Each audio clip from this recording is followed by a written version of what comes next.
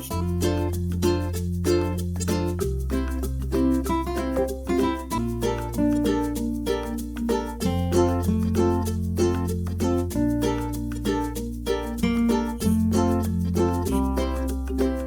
gang, Julia Usher, Recipes for a Sweet Life. I'm back in this video with a demonstration of one of my latest Dynamic Duo sets. If you're not familiar with my stencil line, that's what it's called. The unique thing about this line is that it allows you lots of mixing and matching and infinite design possibilities.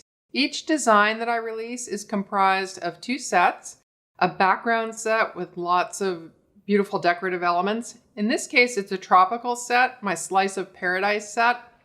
And the background is comprised of hibiscus, tropical leaves, and different tropical birds that you can layer on top. The second set is designed to go with it, and it consists of messages and frames that complement the set. So I'm hoping you're gonna have fun with this. Typically, my inspiration for these sets is the season that's coming up or the holiday that might be around the corner. But in this case, I needed a tropical stencil for the background of my hibiscus cookie, which you can see in another video, and you'll see examples of that cookie floating overhead. So I decided to design one. It was the quickest way to get something I'd like. So we're gonna be working with that today, but not just the background piece as we worked with in the hibiscus video, with the whole complement of all elements in both sets. Let's get started with what you'll need for this project. What you'll need is a few, at least, iced cookies that are completely dry. I like to start on white. We're going to be putting a lot of color on this, and we want it to show pure and clean and true to its initial color. So working on white is great. If you have a color in the background, just remember, if you're working with water-based airbrush colorings, they'll commingle a bit with the background color and pick up some of that. So you'll get the truest color if you airbrush on white with water-based colorings. We're going to be working with my stencil sets that come in a package that looks something like this. And there are two of them. Again, it's my Slice of Paradise set.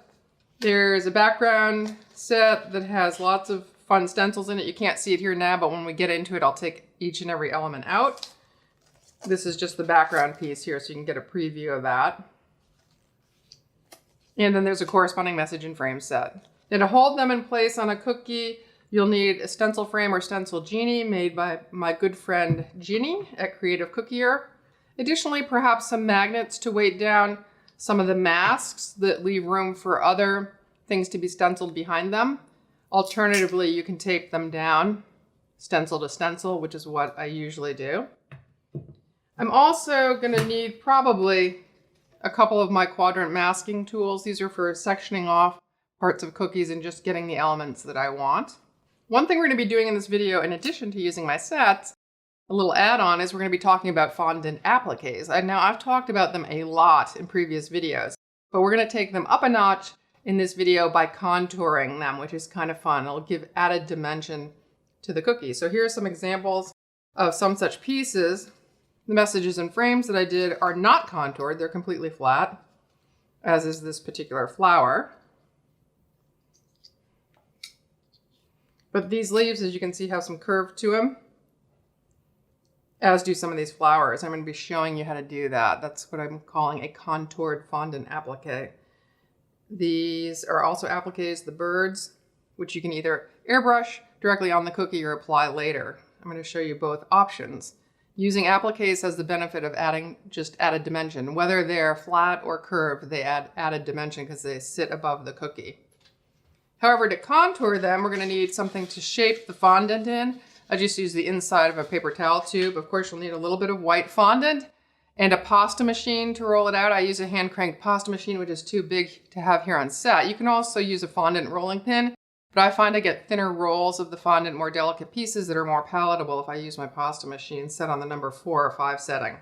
Then to trim it out, once you've airbrushed on it, to trim around the piece, you can use the tip of a paring knife held like so, or if you're more comfortable with a X-Acto knife, that's fine too. Of course, to get color on the cookies and these appliques, we need airbrush colorings. This project has 9 or 10 in use, which is quite a lot, but I wanted a big, vibrant tropical display. If you want to make the process faster and simpler, you can of course tone down the number of colors.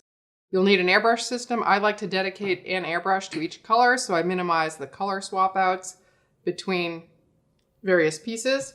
That I realize represents an investment, which may be too big for some of you, but it does pay off in a relatively short period of time if you're doing a lot of multicolor airbrushing. I have a whole nother video that addresses that topic. We'll also be applying a little bit of color in and around the centers of the flowers, just to highlight them a bit. That's a little hard to airbrush without the colors blending together. It's a tight space adjoining other dark colors. It would look kind of brown. So I'm going to lay it in later with a square brush and a little bit of compressed petal dust. So I think that encompasses the extent of it. There are a few icings involved, white to glue the pieces down, and either orange or purple we'll use for border work to complement the other colors in the appliques. So let's move on to talking about the background set, the one that with all the decorative elements, the flowers and the birds, and how you might use that on its own. Then we'll move on to talking about how you might layer in the message and frame set.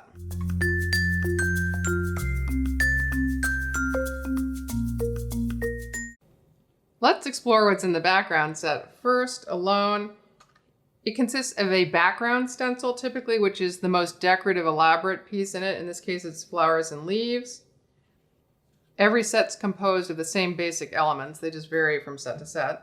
Each set will also contain masks. These are to lay on top of the background to leave room for other stenciled elements that will go in them. So in this case, I've got two birds that I can block off areas for, another tropical leaf I can block off an area for, and this is a block for additional flowers. If you've blocked off those areas, they've then left room to receive another stencil, which I call the foreground stencil. And you can see the actual elements that fit inside of those masks, two birds, flowers, and a leaf. And the last element in all of my background sets is what I'm calling the shading stencil. This is simply the negative piece that's left over after the masks are cut out, as you can see here with the bird. And I sometimes use that for shading around elements. In this case, when we do the bird, I'm going to be using it to shade in areas around the stencil to make the body look more filled out. Otherwise, there are gaps between its feathers that look a little awkward. I also use it a lot in the message and frame set. It has a corresponding one to put halos or shadows around the messages, and I'll show that when we get to that set. Right now, we're just concentrating on how this one might work alone. Another design variation that's possible is laying down the big background set and just, blocking off an area. Say if you wanted a bird in it, you might block it off in the middle. But there's a lot going on, and the bird itself in this case is also very, very busy. So what I'm going to do is not use the whole background pattern, but rather block off a section that I want to see and leave some white space so that the bird isn't really competing as much with the flowers. As an example of what I mean by that, I just want to capture some portion of this area on the cookie, leaving this space largely white to receive the bird.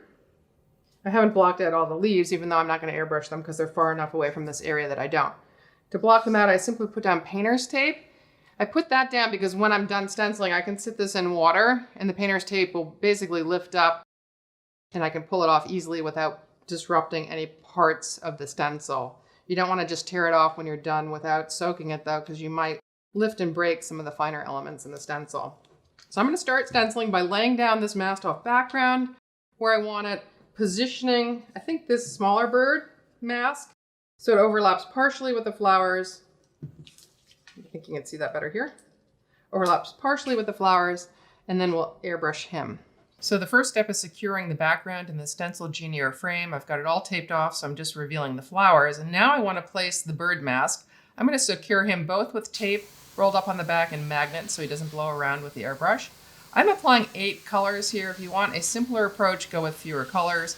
I generally apply light to darkest. My darkest colors in this case are going to be outlines around the leaves with a dark leaf green and outlines around the petals with a dark purple. And I go light to dark because it's easier to go over a light color if you make a mistake with a dark color than vice versa. Airbrushing at a 90-degree angle to the cookie, very close range so I don't get overspray into adjacent areas. And that looks great. Now we need to lay down the bird stencil so that it aligns perfectly with the masked off area I created in the last step. Here I'm applying just 6 colors. I'll have all the colors listed in the video description, so have no fear. They're all AmeriColor water-based colors. I have, however, added a little Spectrum Flow alcohol-based white to some of them. If they're too watery, I like to add a little bit of white to lighten them up and to reduce their watery quality. It'll make them dry just a little bit faster. Again, going roughly light to dark, applying my blues and purples last, and that looks terrific. However, the feathers on the bird look a little separated. So in this case, as I mentioned before, I am going to use the masking stencil to shade him lightly, using electric purple around his tail feathers and head and light blue or sky blue in his body. And that just looks a little more cohesive to me. Last step here for me is airbrushing the edges. Here I do this at greater distance. I'm again using the sky blue just to be evocative of sky, and that finishes off that cookie.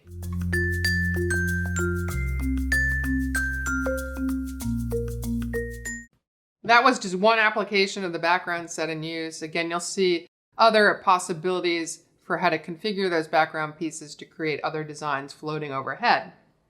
As you're looking at those, though, I'm going to start talking about the message and frame set, what's in it, and then we'll incorporate it with the background stencil and the background set. All of my Dynamic Duo sets have message and frame sets, and they're all comprised of the same basic pieces. Of course, the specific elements will be different on each, as I mentioned before.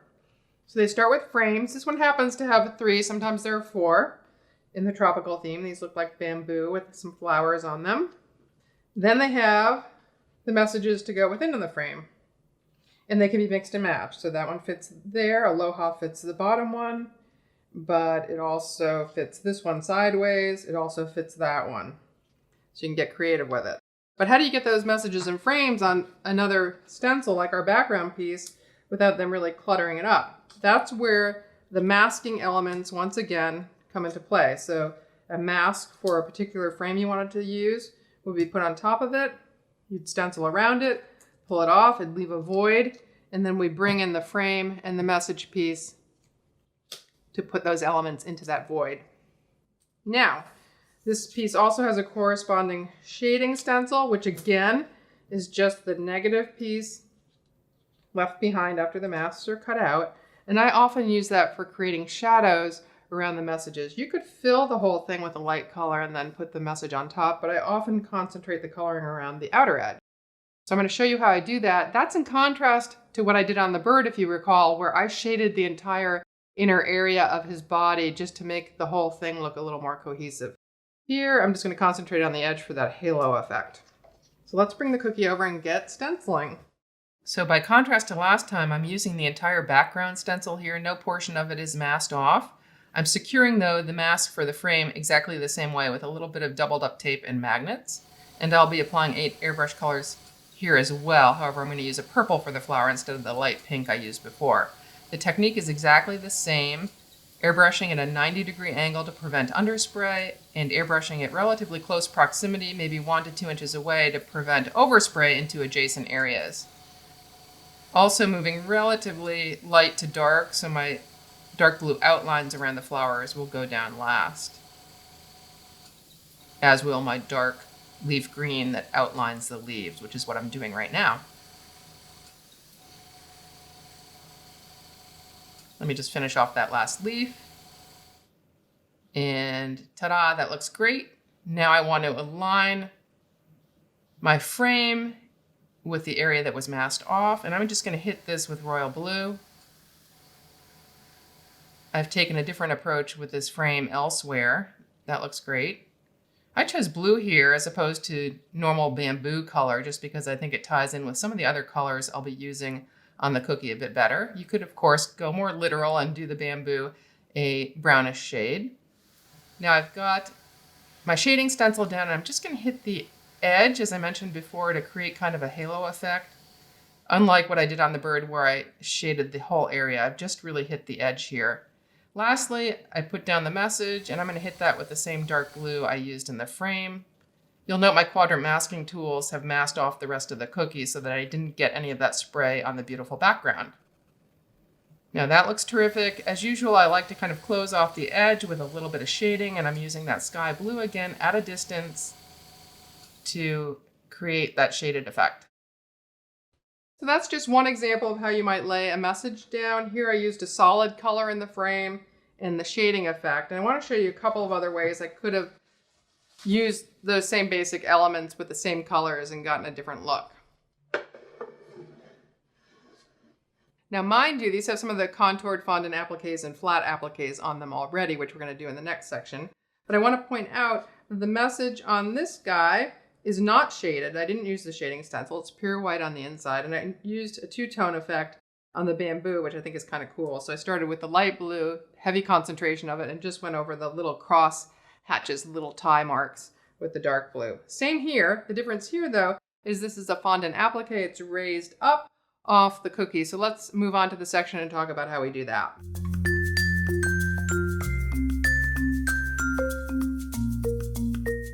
On to more added dimension, which is the fondant appliques.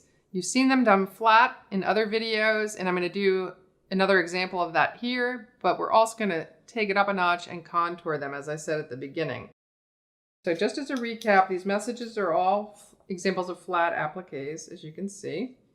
So the fondant is rolled when it's pliable and then allowed to set so that I can move these around. And the benefit of that is I have a lot more flexibility in terms of design arrangement.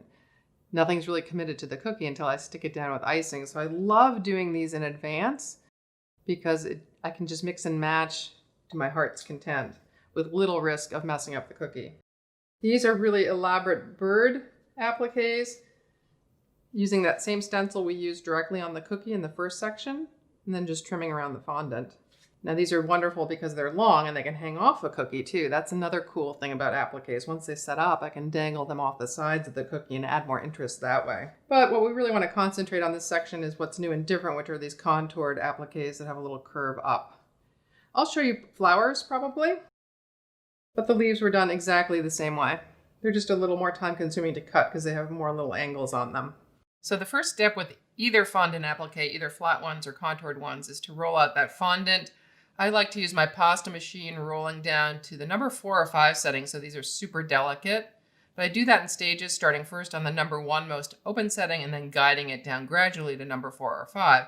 That'll leave it less than 1/16 of an inch thick. I had a little ridge in that piece of fondant, so I just want to roll it through one more time at the last setting. That looks great. I've dusted with powdered sugar so that the fondant doesn't stick, but you want to get that all off the top before you airbrush, otherwise coloring won't make contact with all areas of the fondant. I'm going to start with a simple flat message plaque, doing basically what we did on the cookie before, except I'm starting with a lighter blue and then just hitting the cross hatches in center parts of the bamboo with a dark blue to get a two-tone effect, which looks pretty cool. And now laying in the message. I don't know that I'll shade this one as I did before. I'm going to skip the shading stencil and go directly to the message. So the process for airbrushing on fondant is just the way it was on the cookie. It's in fact a little bit easier because the fondant is very flat and sometimes the royal icing on the cookie will have little bumps in it. Now I just need to trim it out while the fondant is still pliable. I start with big broad cuts and then use the tip of my paring knife to get into these tighter areas. Sometimes using the side of the paring knife to press against the fondant. If there are any rough edges, that kind of presses them back into place and makes it look a little tidier. Now onto another piece of fondant. I'm going to show you a contoured applique, and we're going to do the flower, starting first with the orange in the centers, then a purplish pink on the outside, and then again highlighting the centers and edges of the petals with that darker blue, which, because these are water-based colors, will blend a little bit and look a little more purple once on the fondant.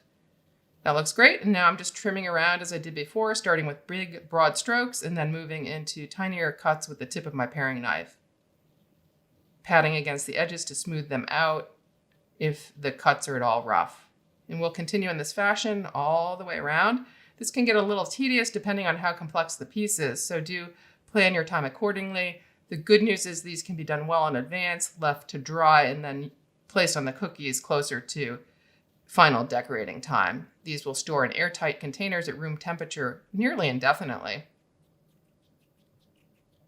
So I'm just going to finish that off, patting in the sides a little bit, and that looks pretty darn good. We want to shape it though while it's still pliable, and for that I'm placing it inside a cut paper towel tube that's been dusted with powdered sugar just to give it a gentle contour. You could of course contour it more sharply with a tube of a more acute angle. But this is what they look like dry, and I typically dry them overnight. I want to give them a little more color though in the centers. This is easier to do with a dusting technique as opposed to airbrushing, which is a little harder to control in these tight areas. So I'm using a compressed petal dust and applying it with a very firm, square chisel blender brush. You want to use a short, stubby brush here because it's easier to dig the compressed colors out of the palette with that as opposed to a long bristled brush. Just dusting it on, and that adds a nice accent. Here's an example of a leaf that I contoured in the same way. It's all been airbrushed. I haven't dusted it in any way. And here's another leaf with slightly different colors. Instead of the leaf greens, I've used some avocado green for the basis of the leaf. And I like to do 2 shades because that'll add more interest to the cookie later.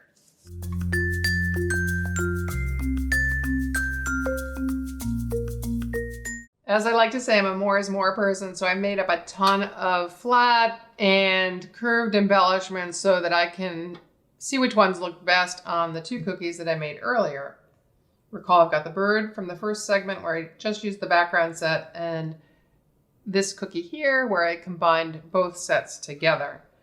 I'm going to play with each of these cookies a little bit first to see which elements might look best on them, and then we'll put a border down and I'll show you how I attach them. So I pulled out these few elements. Let me move this cookie aside. For this guy, I thought maybe using more pink flowers up here would tie into the ones down there. That looks kind of cool. Alternatively, I thought, since the yellow is on those flowers but nowhere else, and maybe it would be nice to use a slightly different shade of flower also to kind of tone down that pink effect. And I think I like that better. Originally, I was going to use a message here, but I felt that there was just too much blue next to the bird. So I think all I'm going to do here is use 1 flat applique and an orange border. So here I want to make sure we use some dimensional elements since I spent the time making them. So I pulled out a few that are in the same palette. And these are kind of cool because I think I can get, this is a slightly different leaf color than the one beneath it, so it sets off a little bit. I think I can kind of nestle that there and maybe even tuck another leaf underneath. Probably doesn't need that big stem on it. So that I got kind of a little bouquet at the top of the message with a lot of relief. So let me go ahead and take these things off, put down the borders, and then apply those appliques where I intend to put them. Okay, before I glue down any appliques, I like to put down my borders if I'm going to have borders at all, so they have some time to dry. Otherwise, I run the risk of messing them up when I put on the appliques. I'm just using a simple beaded border here since the top of the cookie is so busy and I don't need a distraction in the border. So I'm confining my dotted border to these corners and I'm using icing of beadwork consistency. You'll find my royal icing recipe, a link to it that is, with all the consistency adjustments in the video description. Moving on to the second cookie, I'm doing the same simple border effect. In terms of choosing colors for borders, I like to choose a color that's in the cookie itself. It just lends more color harmony as opposed to choosing something that's completely off palette. So I've picked up the orange here that's also in the centers of the flowers and in the bird's beak. Typically for borders, I'll tend to choose a color in the cookie, but one that's relatively underutilized, so it still pops up and pops out a little bit from the background of the cookie. Now to put down that fondant applique, I could have iced it directly onto the cookie, but I wanted to give it a little more lift. So as you saw, I tucked a little bit of fondant underneath, first glued the fondant onto the cookie, then glued the applique to the fondant using thick royal icing glue. I use white because it's easier to clean off the cookie if I should make a mistake. And again, the consistency adjustments can be found in a link in the video description to my recipe. Once again, using thick royal icing glue to stick down these parts, but I am going to stick them directly to the cookie because they already have so much dimension and lift. I don't think I need to lift them any further. And usually less is more. I like to use as little icing as possible so there's less chance of it peeking out. And you like to use a thick icing because the thicker the icing is, the faster it'll set, the less likely these pieces are to skid around as you're assembling. So the last piece to put down is those flowers, and that looks pretty darn great. I do see, however, a little bit of icing peeking out from underneath, so I'm just going to clean that out with a paintbrush so it's not visible in the final construction. So I think I've got this exactly where I want it. I did rotate the flowers a little bit so they don't compete with the message so much. The pieces are still sliding around a little bit. That's perhaps because my icing glue was a little bit loose and it's simply not set up yet. So I'm not going to touch it. I'm going to push it aside to dry, maybe 30 minutes to an hour, and it should be pretty firmly in place. While that's drying, I'm going to cut to some other examples to show you some other design possibilities. Here's an example of the background set in use alone. I masked off, if you recall, because I did this in the video, half of the background pattern and just captured some of the flowers and then laid a bird directly on top. Both elements are directly stenciled on the cookie. Here I've got a little more lift. I again used half of a floral, half of the background element, and then used contoured fondant appliques on top. Here I used the full background because I picked up an added leaf up here with similar fondant appliques. So same basic concept as this one, but a little more jazzy because the background's more full. These two examples in the front, we get into using the message and frame set. Here, the message was airbrushed and stenciled directly on the cookie, on the full background. Here, probably the jazziest of all cookies, there's a lot going on. I used the full background, and then all the elements on top are fondant appliques. So in this case, the message and frame set is set above because it's a separate flat fondant applique, and I've used two flat appliques here, flowers and the bird, to give added height. So that gives you an idea of what's possible with these sets. I hope you enjoy them. Just a reminder, all of my stencils can be found on confectioncouturestencils.com. I also have a Stencil of the Month Club. If you join, you'll automatically get the background set in each duo's pair, as well as a single stencil that my partner designs. And you get that for massive savings over what you would buy them on the site, typically 25% or more savings. And then in addition to that, as a club member, you get 15% off anything on the site at any point in time as long as you stay a member. So it's a hugely good deal and I encourage you to check it out. Also, big announcement, which I forgot to mention at the start of the video, I've joined a platform called SUPERPEER, which will allow me to have one-on-one consultations with you, live video consultations. This is an opportunity to connect more closely anytime, but especially now during coronavirus time, I think it's really important. So if you want to talk to me about decorating, if you want to expand on any of these stenciling techniques, or if you just want to chat with me and get to know each other more personally, I'm up for it. I offer both 30-minute and 60-minute sessions, and you can find all the details in a link in the video description. Till next video, live sweetly.